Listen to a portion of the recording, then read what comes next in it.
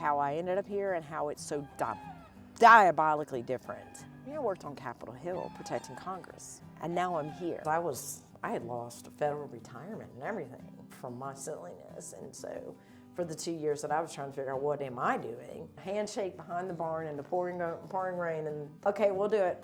Our cheese is award-winning. I mean, we're currently #1 in the U.S. and #3 in the world for our feta cheese. I mean, it's brand new. We're still trying to get her 100%. And we have watched our own staff come into themselves, come on this farm being sort of subdued and to confidence. They're different, they find their calling, and they're very, very happy.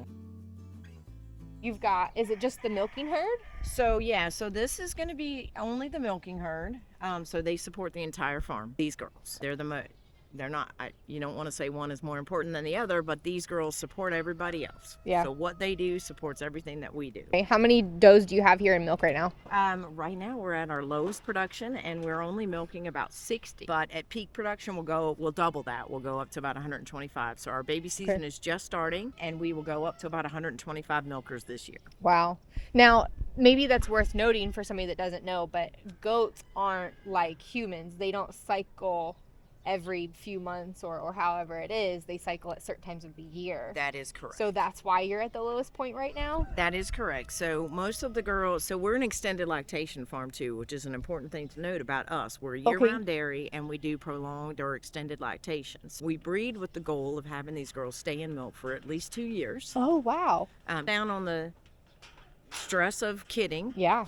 And as so long as they're producing, quantity is not as important to us as quality. So we breed for butterfat because we're cheesemakers first. So we breed for components as well as an extended lactation. Okay. So about 1/3 of this milking herd each year will kid, the others are on a milk through. So you'll see that my goats are heavy. That's because they've been milking for a long time. And we ask that of them because that's what makes our business able to stay open year round. Is it a common practice? It is not, however, it is trending upward. More and more people are doing it for exactly the same reasons that we are. They want their milk year round. They want less stress on their animals. And kidding is obviously the most stressful time for these goats. So more and more people are going to it. So we are seeing that trend on the uptick. How did that get started? If it's the bread and butter here, how did the cheese making, the goat milk, how did that get started here? So the founder, about in the 90s, got a single goat as a companion for her horses. She was a horse person and she needed a companion. Someone gave her a goat that was in milk. She started milking the goat. She liked the flavor of the milk. She got more goats. She got more goats. She got more goats. At the peak of this farm, there were 750 goats here and they were milking 23 out of 24 hours of the day. Wow. She started making cheese.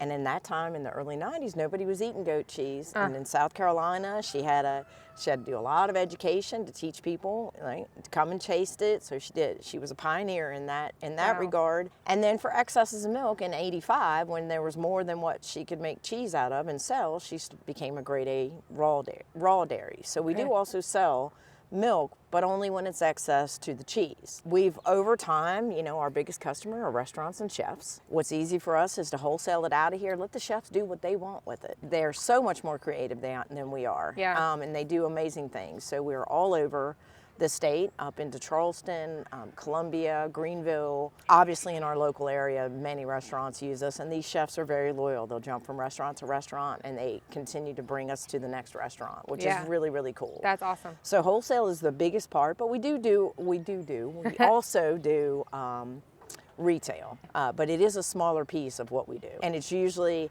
at its highest when we are in peak production. So right now there is hardly any retail available. Everything that we're making is going to those year-round restaurant customers. And then as we start to get higher visitation, spring comes, babies come, we'll have more retail available for people to purchase. Gotcha. Is that more of like a cash flow decision that you do the restaurants because they're consistent, you probably have some kind of contract with them, versus relying on the market flow of the sales? Yes, yes. So this was a good education piece during the pandemic.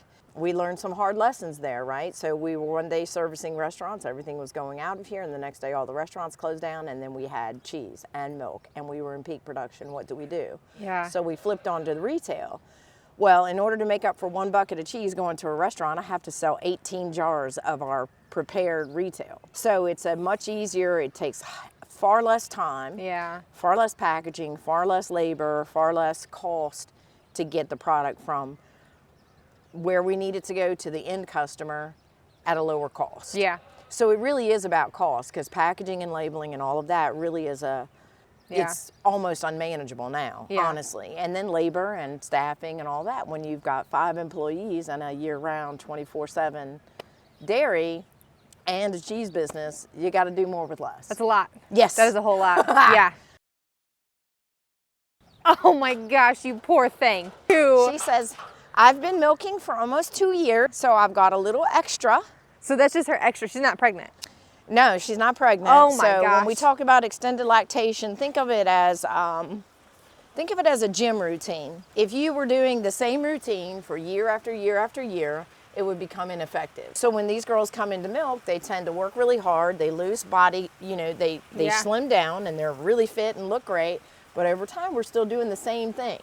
So over time, they tend to put on a little extra baggage, a little extra fat, just the natural progression of the body. Yeah. But so long as these girls are still giving us about 5 pounds a day, we will keep milking them. Okay. We don't use hormones. We don't ask them to do anything their bodies don't want to do. So once they decrease production past 5 pounds a day, Yes. you're like, okay, you're ready to be done. We'll put you out with the... Go on to the next breeding season cycle. Okay. Yep.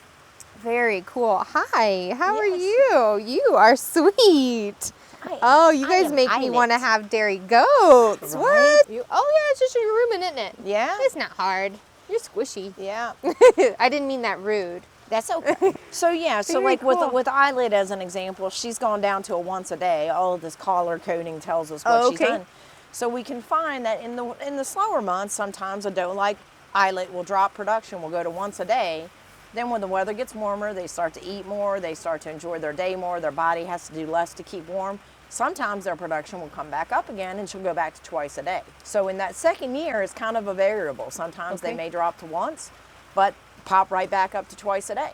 What would you say your average lactation time is then on your whole herd, maybe across a couple years? Our goal is 2 years, but we've had them go as long as 4 or 5. Really? Oh, yeah. Wow, and I've heard that of cows. Yeah, Before. yeah. Is there, other than like maybe some body condition, is there any harm in doing it that long? Do they have decreased fertility or anything like that? No, not that we've found. In fact, we find that later in the lactation, these does also tend to give us a little more butter fat. So there's a little trick to it also that we have found over the scientific part of milk testing every month. Yeah. And we can watch these girls and say, okay, we know that in the fall, winter, they're going to up that butter fat, which is good because we have less milk, so we need a higher yield, so it works in our favor. Yep. And sometimes later in their lactation, their butter fat goes up, and that's what we want. Yeah. Especially for cheese. That's so cool.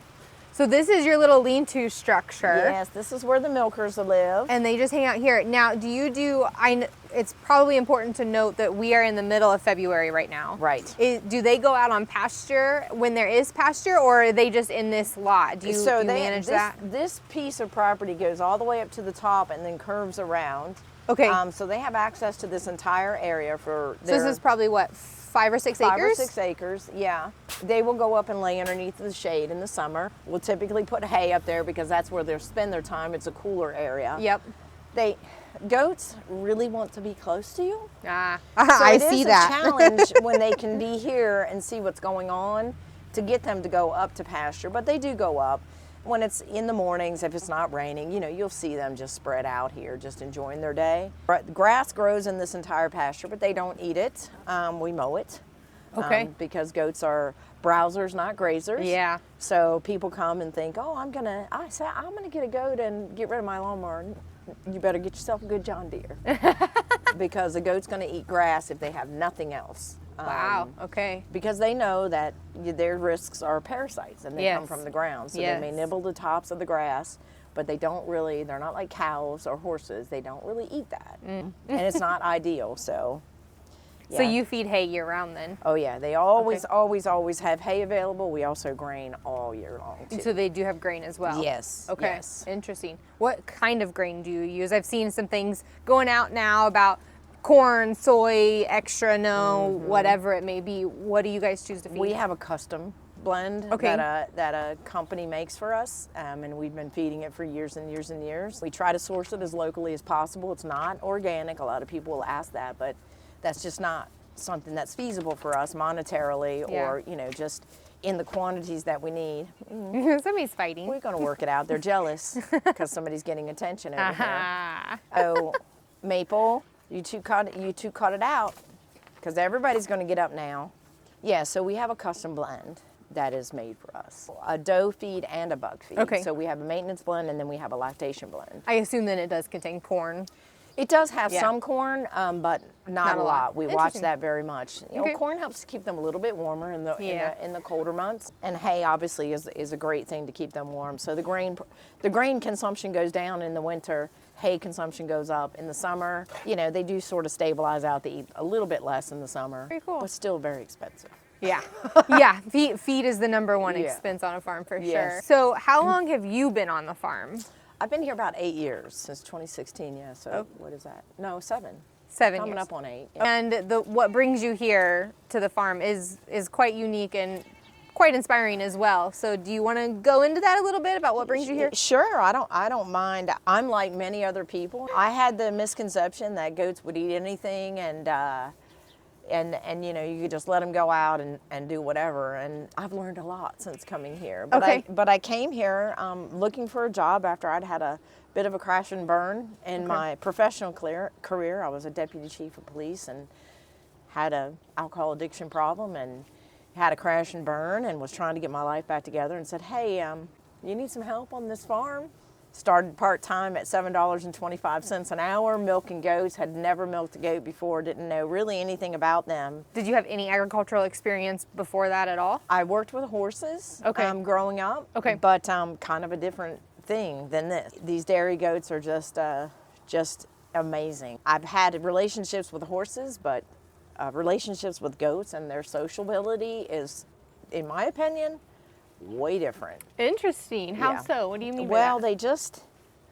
they're such loving and smart animals. There's some studies out there that they recognize facial expressions. They do. If you frown at them, they'll respond. Like they read you. Wow. But they're so social and so loving. So loving as I get some little cuddles right here. Hi. Yeah. Our goats like to get in your pocket. Yeah, I So- made sure my phone and batteries were tucked down yeah. deep. Oh yeah, so you're never at a loss for feeling appreciated and loved here. That's why I love them so much. That's awesome. Yeah. And that has helped. You've been here obviously now almost 8 years. Yes. You said off camera that the goats keep you sober Yeah. and that they keep you grounded. Is there something specific about that? I know you said their social ability and they can react to you, but is there something maybe a little bit deeper into that keeps you grounded with them? Well, I think that given my past at least, and the fact that I was a police officer, and you had to always look like you had it always together, and you were the toughest, and you couldn't show any emotion because you had to be the person that was in charge. These goats don't care. They don't care if you are crying or having a bad day or whatever. They just want to be with you and hug you, and they don't judge you. And they don't have expectations except for you to scratch their cheeks and tell them they're good. It just makes life so simple. You don't have to hide who you are. Yeah, you're not fear-based anymore. You're safe. It's just a safe place to be. Obviously, Yes. look at this. Yes. And I Yes. too am getting all the love Yes. around here. Are you then the head farmer here? Are you the owner? You've talked about the history a little bit about how it started. So is there like ownership that goes into that? Yeah, so I'm a co-owner Okay. with Jessica Bell, and Jessica's been here for 30 years. So she Okay. knows the history of this farm, and she grew up here, and helped to build it into what it is, and we continue to grow into what we want it to be. Education is really, really important for us. That's why we're an open farm on Fridays and Saturdays, so people can come and just hang out here and learn and watch and see what kind of crazy thing we're doing today. We have very few closed places. We're coming into kidding season now, and when we start to have babies, people can watch. Yeah. So you're open to the public. Yeah, so we're open to the public. We used to be open 7 days a week, and That was probably a lot to me. pandemic gave us an opportunity to reset that a little bit and change our focus. So now we're only open on Fridays and Saturdays for visitation, but we have a self-guided tour and people can learn something. But it's really important for us to teach. We work with the local universities and colleges. They come out for hands-on for a small room in it. So Jessica works with them. She's a vet tech full-time off the farm. Cool. That's why she's not here. She's working her job that pays her mortgage because the farm doesn't pay her mortgage. Gotcha. So she has another job, and that's really important because all of her medical experience, all of her herd management experience is what we do here. We've all learned from her. That's really cool. And that's what we do Yeah. because of her 30 years of experience. The other things that we're doing as far as the outreach and the education and some of the other programs that we brought in, like the milk testing and looking at components and the business models, that kind of thing is over on my side of the house. We're a very odd pairing. Here you have a Clemson graduate that is living and breathing her degree, and you've got this deputy chief that came in from Capitol Hill with a business management leadership background, doesn't know a thing about goats, but we work. That's awesome. And it's an awesome partnership. So Very we cool. both are very dedicated. We're hard drivers. We don't take no for an answer on anything usually, and we're always driving to be the best we can. So That's awesome. So part of the education that you have is your friend over here.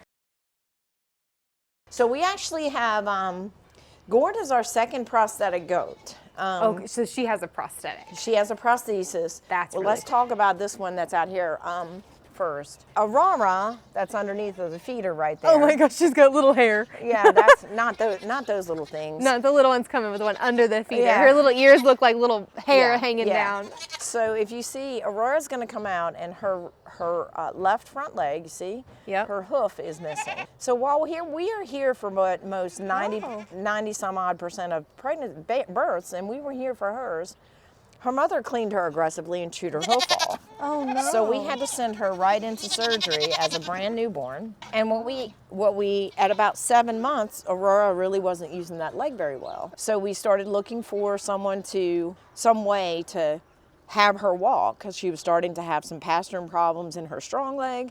Anyway, the long story short of it is Aurora was fitted with a small prosthetic.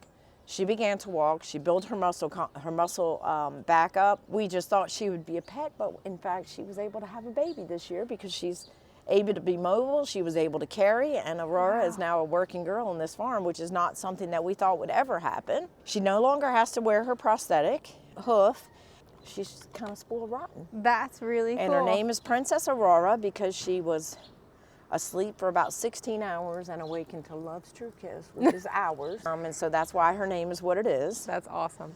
So that was kind of cool. And then we had Gord, who we'll meet in a second, but Gord came up with a little limp. And you know, goats hurt themselves, you know, they're just like kids. And so we thought, okay, little hurt knee, whatever. Didn't really improve like what we would have expected. Took her to the vet, had all of the tests done to see if there was something medically wrong, whether she had a break, something. A little bit of arthritis, but nothing that should have caused her big damage. So we did physical therapy for about 3 months, every day, 15 minutes a day, until Gord said, I don't want to do it anymore. And so we let her go. And over time, the tendons drew up, so she's at a 45-degree angle with her leg, which was all fine and well, but over time, we were noticing that, you know, she's losing her muscle tone. In muddy weather in particular, it was harder for her to get around. She was hopping on that, and then you're open to the public, and the public doesn't understand that, and you have They to think that you're hurting her. Right, Yeah. and while there was an education component to that to say, well, you know, what about your granddad if he has to have a cane? This is really no different. Right. But for us, we wanted a better solution. So we consulted with our veterinarians, and the thought process was, okay, well, we could surgically do this. We could amputate the leg. Well, Gord's 6 years old. Didn't want to do that. Didn't want to Yeah. put her through that surgery. Or they could fuse it straight, which for a goat, that would have to, Yeah. that's kind of hard because they're like a camel. They go down on their front legs and then their back. And then this little girl who actually bought 2 of Gord's granddaughters was here. She visits every week or two.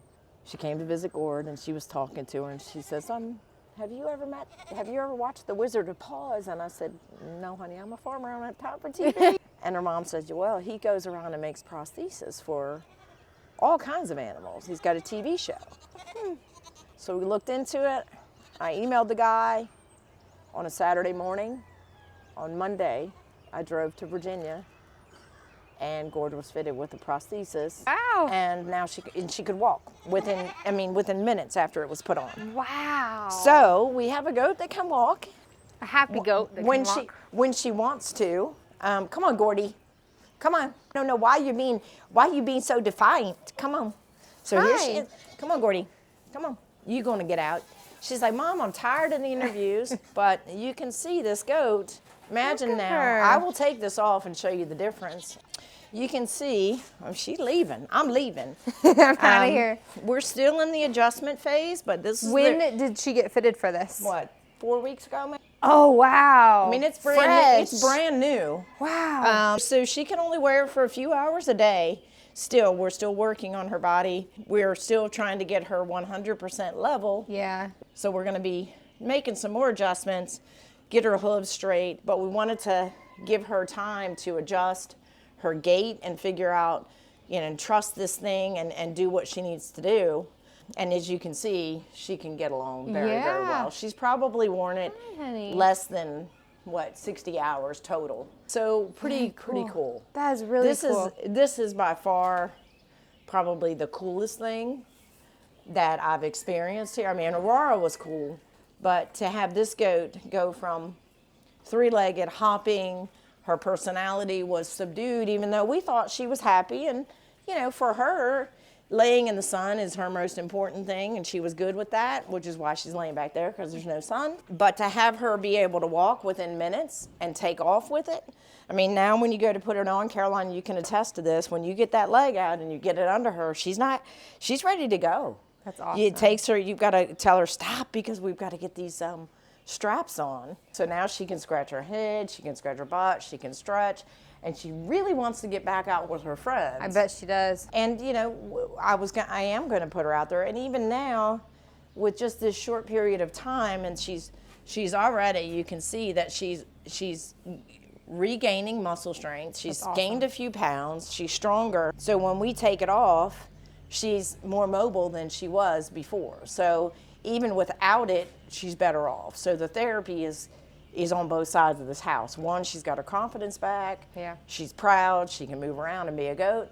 But when she doesn't have it on, she's stronger to be able to do Put what it she down. needs to do. So, Maybe heal whatever is going on. well, I don't think we'll ever get that leg back. So I think that her condition is permanent. And there are 3-legged animals all the time. Absolutely. And so I just think that we've just really just done a one-up for her to be able to improve her quality of life all around, both with and without the prosthesis, for her longevity. And that was the one that worked for us, because the same thing holds true. We didn't want to put her through a lengthy surgery, anesthesia, long recovery time, and our ability to manage something like that was different.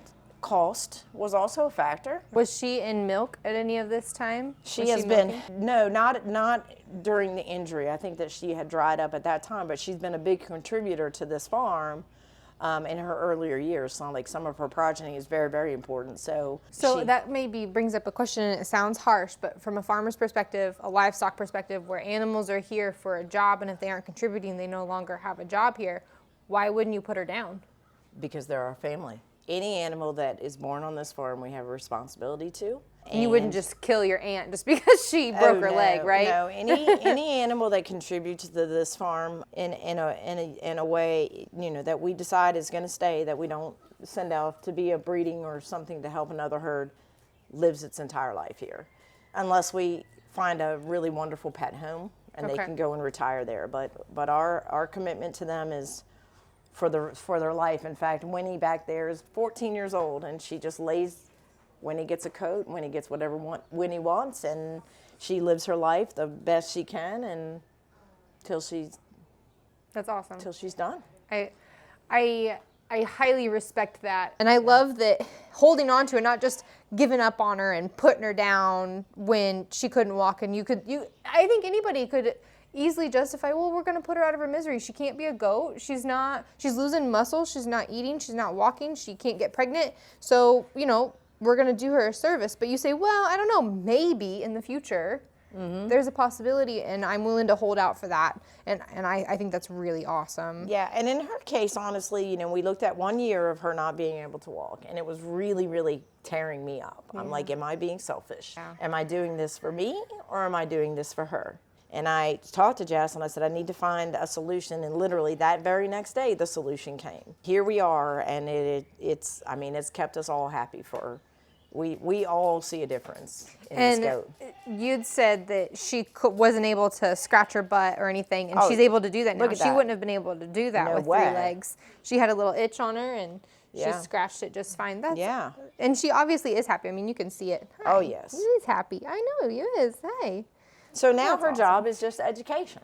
I love it. That's her job. Yeah. So she'll be a greeter goat, and the more she learns to wear it, and the longer she can, then the more she'll be out in the summer. And with the summertime, we're learning her language. You're learning when she wants it off. She kind of tells us, she bops her foot, and we go and take it off, and she lays down and rests, and then she'll get up and she does her leg, going, I want it back on, and we put it back on, and she does her thing, and she's just a very grateful goat.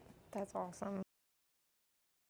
So you said that another favorite part of yours on the farm is where the kids go. Oh, yes. You said that they're kind of locked up right now, but are we able to see them or where they stay? Yeah, let's walk back. So normally this area right here, and later in the season, we won't have the puppies there. This will be just babies. Baby goats. Baby goats, Oh, yes. I didn't even see the puppies. You have puppies here. They're brand new, yes. Okay. So they're in training. They just came about 2 weeks ago. So they're in training, and they're starting acclimating themselves. But the baby goats, we bottle raise them. So as soon as they're born, they come to us. We don't dam raise on this farm because mamas have to go to work.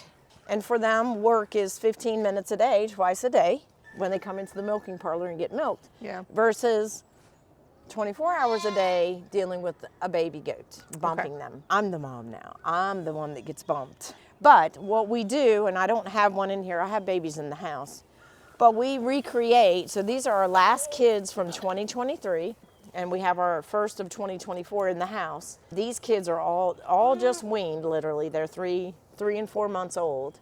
But normally this will ultimately be 3 different pens.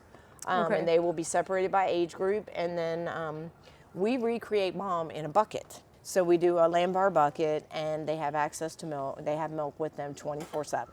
So anytime they want to go over there and bump that bucket, there's their mama. So the way this works for us is when they're born, for the first 2 days they go with Jessica, the other owner. She feeds them their colostrum, and from her experience, she makes sure that they're all healthy and doing well. At day 3, they come to me, and I teach them how to eat off of a bucket. So I always say, Jessica gives them life, I teach them life. I like that.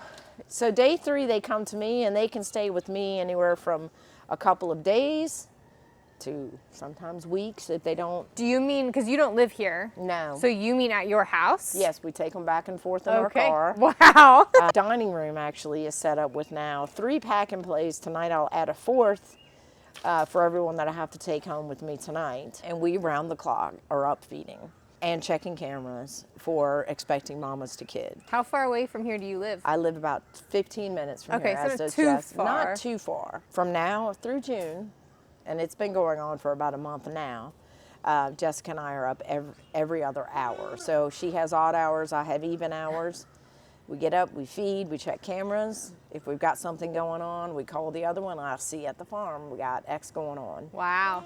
And then, that's how we do it. Wow. So in about a month, we'll be real punchy and tired. I'm glad I'm here now. Right, yeah. I won't look as good then, as if I look good now, because I'm really, this is a stopping kind of a thing. We're just getting started, so everyone's routine is changed. Like, oh gosh, I've got to do that, or I've got to do this, or I've got to do that. Yeah. When the babies are born, you said Jessica gives them colostrum. So do you milk the moms and put the colostrum in a bucket and give them their mom's colostrum still? No, it's still Okay. batch. So Okay. if we have 4 or 5 mamas I see. go in together. Okay, So okay. same thing with the milk. We don't, it's not mom specific. Gotcha. But it's herd. I mean, it's the same It's herd, milk, right? yeah. Okay. Yeah, it's herd milk. So Interesting. yeah, and we had babies in the house. If you want to go see Sure, them. let's go see a few. them. Yeah. So this is the old house from the farm, but this is Yes. also the farm, like the farm store, right? The farm store is up front. Oh my goodness. So we're walking in here. I don't know You if say they back and may have plays and pooped it's or so something. true. All right, so these are Quints, 1, 2, 3, 4, 5. Oh wow. Born premature, so they're not even supposed to be here for another 4 days. So, But they ran out of room, so they had no choice. yeah, Mom said get them out. So they need their bed changed. So Ashley, I have to get this done. But this is a constant. So during the day, they come here to daycare with me, and on warmer days like yesterday, they were out all day long in that little pen, and they had a grand time. When it rains, we have to do this. Yeah. But we do let them out to run around.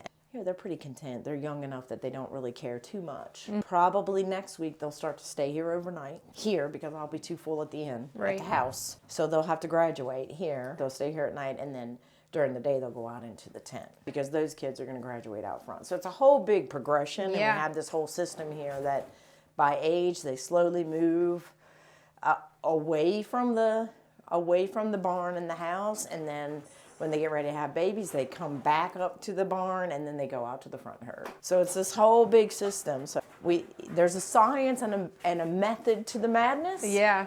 Most of the time it works out for us. Yeah. But there's always that one off. Of course. But we've been doing it for a long time, and this is what's working for us. That's awesome. I love that. Hi, and you guys are getting bigger. It looks like These you are the all right. oldest, yeah. So she was a preemie, and then she was a single. These are the oldest. And this is the bucket you're talking about. Yeah, so this is their nurser bucket. So it's a lamb bar bucket, and so this is their bucket mom. They have little straws, and you can see that beautiful cream and butter fat on the top there. That's what we do. So you feed them milk from the tank? Yes. So it's not formula. No. Okay. No, we give them milk, which also during slow times like this, it's breeding season, it's kidding season. People want cheese, and I'm like, not till my babies get their milk. Yeah. Because I won't have cheese in the future if I can't raise these babies. So Absolutely. that's a big education for people. You Yeah. know, they come out, well, why don't you have cheese? Because I have babies. Yeah. And they don't tend to understand that very much, and you have to create a sensitivity. Like, I would love to be able to have your cheese, but the babies get it first, and then we make cheese after.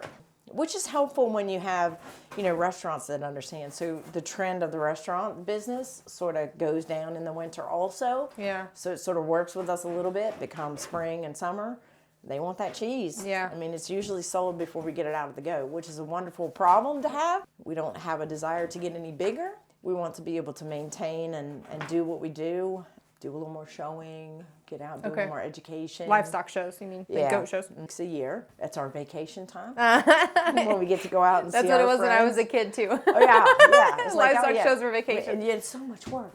People don't know. Like, oh my gosh, it's so much work to go to a show. Like, we'll sometimes take our staff, like, gosh, you guys work yourselves to death at a show? Yeah, but it's still fun. It's so fun. It's off the farm. It's different.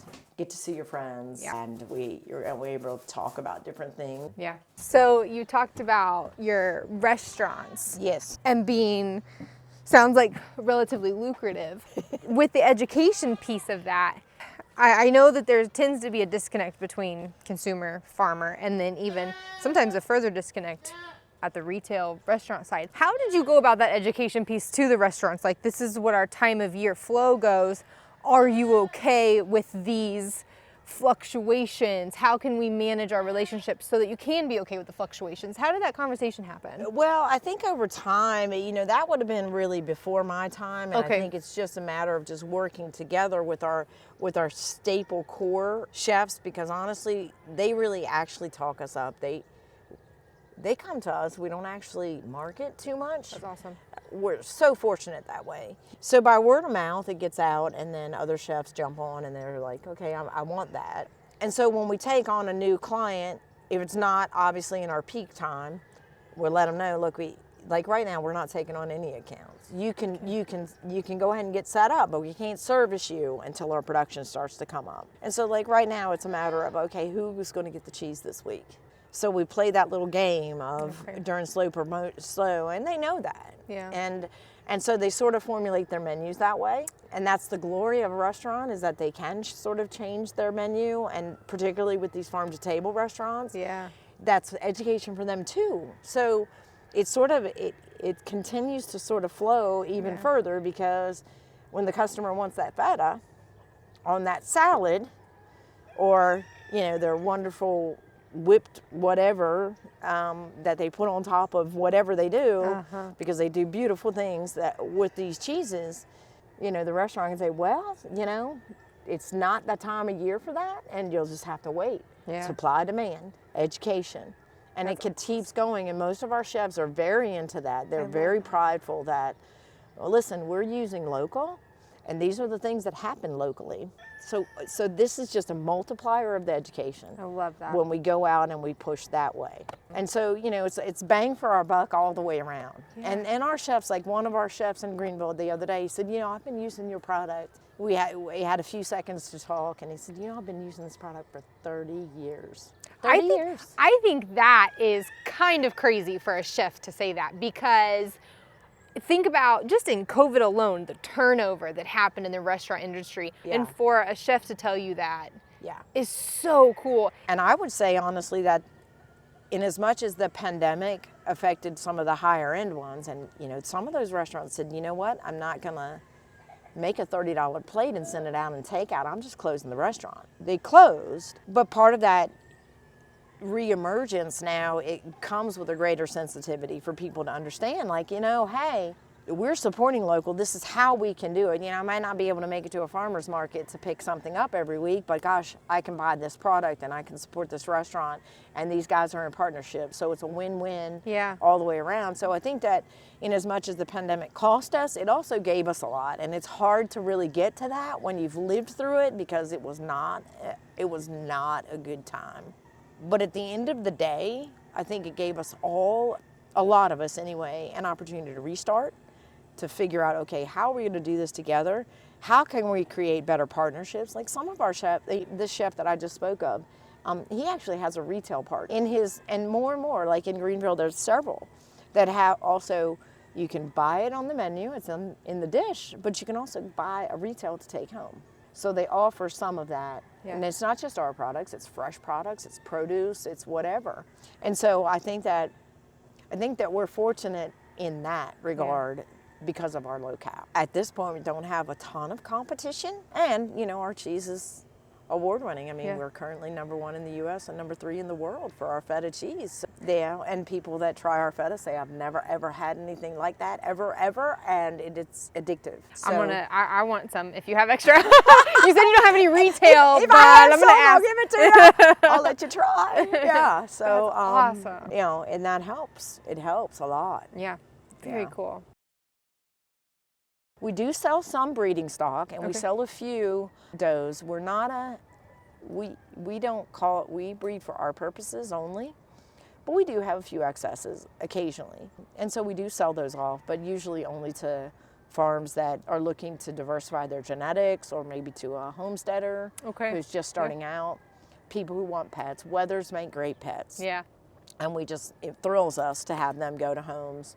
We work with petting zoos and 4-H. Like this year, many of our bucks and wethers are going to a 4-H project where they're going to be raised by kids. So we work to try to keep them going into the education program and serving something very similar to what we do here. I think that's a good point to note too, that because you're doing extended lactation, it's not like you're having, I mean, if you've got 60 goats on milk right now, you're not having 120 kids every year, at least. I still am.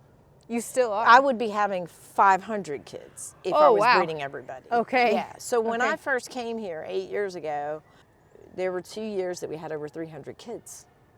Per kid? In the season. Wow. Yes. Yes. So we have managed to keep our numbers at we're expecting about 140 kids this year. And that's our number. Is that between both spring and fall? That's correct. Okay. Yeah. So that kind of pulls it apart a little bit breaking too. it apart a little bit also helps us. Yeah. Now we have kids year round, which is not something that we desire. There are months that we really don't. And summer here is not, it's not great. Yeah. There are challenges with every single thing you do. Like, Right. okay, there's a give and a take. I'm splitting the kidding season, but as I put it further into the summer, then I deal with, okay, now it's hot, it's humid, I've got upper respiratory. You got different challenges with that, but with a smaller number, it's more manageable Yeah. than if you had a glut of 200. There's give and take, and there's a finite balance. Can you find it? And Yeah. that's the challenge. That's the constant, how do we do it? How do we find that balance, and what's going to mess that up? But you, I can see it in your eyes. You like figuring that out. You like the problem solving part of it. Yeah, we're the problem solvers. We're like, okay, how do we do it? Yeah. I mean, I'm not getting any younger. I'm 55, you know, like I'm not getting any younger. The physical part of it is challenging for me, which is another reason why Gord got a prosthesis instead of surgery. I had 2 shoulder surgeries last year from repetitive motion, milking, Yeah. getting yanked around. I didn't want to put her through that. I'm still recovering. I didn't want her to have to do that. So we're trying to figure out, how is it? You know, if we don't have any staff, and if the pandemic taught us one thing, it's that you got to figure out how to do more with less. That's why this education is so important. Yeah. I mean, it has to be in your soul.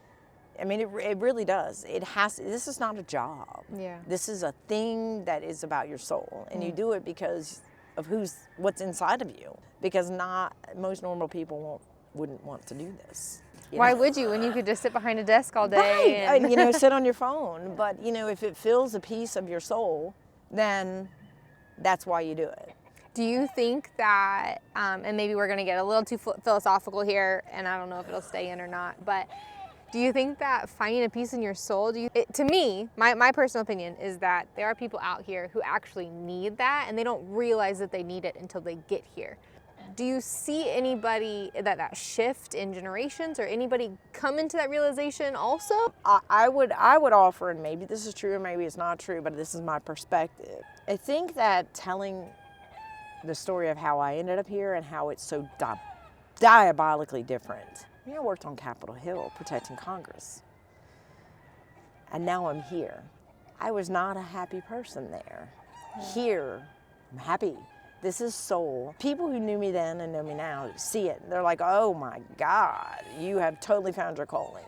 Because it is soul food. It is something that I needed. Jessica and I are those people who, somebody comes on and they're down on their luck, we're the one that'll give them a chance. We find that the people that are most successful here are the folks that may have some anxiety problems, may have some social hesitancy. Being with the animals helps them. And we have watched our own staff come into themselves, come on this farm being sort of subdued and to confidence. They're different, they find their calling, and they're very, very happy. Hi, bugger wugger. We see that. Yeah. And we're the people that are willing to take that chance. Also with the addiction side, I mean, I'm sober. You're going to stay sober if you're going to work here. The minute you fall off that, you're out of here, buddy. So, giving people a chance and, purpose. Accountability. A lot of people need purpose. And so we have the nonprofit that is intended to do good things for people, animals, and the environment, all born of me and, how goats helped me. But we do have limited sanctuary under that, and we fool ourselves into thinking that, oh yeah, the pigs serve a purpose. They eat the grain under the feeders. No, that's not what they do. They wait for the cheese scraps. They know the victuals are better. But the guineas and the chickens keep the bug population down. Yeah. So that helps for visitor and tourism type of thing, and we can educate on that piece of it.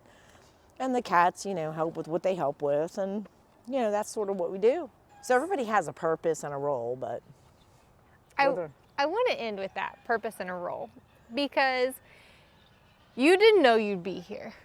It's like 10 years ago, I bet if I would have asked you 10 years ago if you were going to be a full-time farmer, you'd be like, what? Never in a million years would I have said that. If you could tell anybody who maybe was in your position before and kind of spiraling, not sure what to do with their life, don't know that they have a purpose, that they haven't figured it out yet, what would you tell them? It is something I tell people anyway. In fact, I just had this conversation with one of our staff yesterday. I don't think that, I think that we societally are so caught up in money is what makes us happy. I think we're so caught up in, we get our happiness through things and money. That's not true. And I wish I had learned that earlier in life. That's really about what feeds your soul more than anything.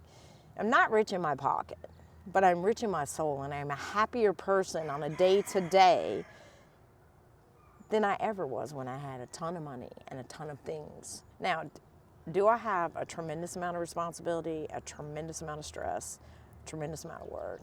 Never time for myself. Don't have any of that now, but I'm smiling and I'm happy. And just like this goat walking up to the fence right now, she makes me happy. Seeing them, caring for them, spending moments with them keep us going. And sometimes it literally in a day, it is one moment that keeps you getting up and coming back the next day. And it's just finding that moment and those special things. And I don't know how to convey that to people. You know, more and more people, I think, through following me and seeing the dramatic difference, say, you found your calling, and that, I wish I could be that happy, or I wish I could find that. And I do have one gentleman that works for me now. He's like, I'm in my second life, and I do what makes me happy now. I think we could all be just better humans if we just were happier and find what makes us happy, because it isn't necessarily things and money. Yeah, absolutely. Sometimes it's something totally different. Like a goat. Like a goat. Well, a goat. Thank you so much Excellent. for showing me around and telling me about your story. And I've learned a lot, actually, about these little goats here. So thank you so much. I really appreciate you taking time out of your very busy day, especially right before you get even busier. Right. And I'm glad that the weather is relatively okay for this. So just thank you. I appreciate it. Thank you.